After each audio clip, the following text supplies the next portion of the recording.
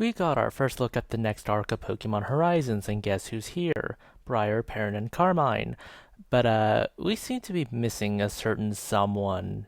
Kieran? Kieran? Frankly, Kieran can join Arvin when it comes to people not showing up in the anime. Oh, despite the, Mabustiff being right here on the poster for Terrestrial debut, nope, apparently Arvin isn't here, yet, as of the making of this video. Giving him a Mabustiff, the whole reason why Path of Legends happened in the first place on the poster, but not exactly showing Arvin off, or any of the Paradox Pokemon off, kinda doesn't give me confidence that Arvin will show up. This only further adds to my theory that Pokemon Horizons is not so much an adaptation of Scarlet and Violet as much as it is a stealth sequel. We see Penny here, but she seems to be working for the League, which was her fate in the games after that whole Team Star debacle. Speaking of Team Star, there's no mention of Team Star at all as of the making of this video, which leads me to believe that they're all students. Herba Mystica is apparently abundant enough to be bought in stores, which would make the Path of Legends storyline redundant if they went that way, unless Arvin propagated the Herba Mystica being, more prominent, or we're just not adapting it. If my speculation about being a stealth sequel to the games is truly the case, I do wonder how long after the events of Scarlet and Violet this does take place after. You technically can do Teal Mask before or after braving Area Zero, but you need to do both before doing the Indigo Disc. So either Rayquaza Rising, the arc it's named, takes place during the gap between Teal Mask and Indigo Disc, or it takes place after both DLCs in a broad stroke sense, which comes with its own problems with uncertainty over what actually did happen.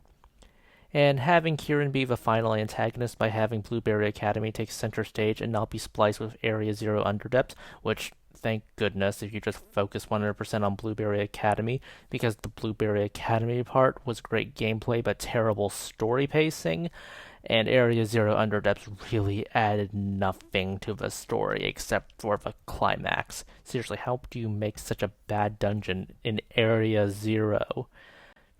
Honestly, at the same time, focusing on Indigo Disc without the context of the Teal Mask makes it a bit worse in my mind, because I really don't want to see the Horizons trio reduced to merely being Drayton's tools, because that's honestly one of my biggest issues with the DLC. Who was actually driving the plot, because it's not the main character, it's not Carmine like you would expect, it's Drayton. Still waiting for Masters to give both Florian and Juliana a nice personality. Based on this poster alone, here's what I think would happen. Briar is on her research trip. She's accompanied by Carmine and Perrin as part of this trip. Lico's Terapagos interests her because she's trying to get the terrestrial phenomenon outside of Paldea, which then leads into an arc which the Horizons trio is asked to go to Blueberry Academy. Option 2 is to confirm that this is a stealth sequel to the Scarlet and Violet game. Lico's Terapagos simply shocks Carmine and Briar because they encountered a Terapagos before in the Area Zero Underdepths. And maybe Kieran and Arvin show up. Or maybe they're in a clubhouse where all the other characters who didn't get proper adaptations, save for like a cameo or not, playing shogi. Those are just my thoughts. Please consider liking, subscribing, tipping the channel on Ko-fi. This is Cyril signing off.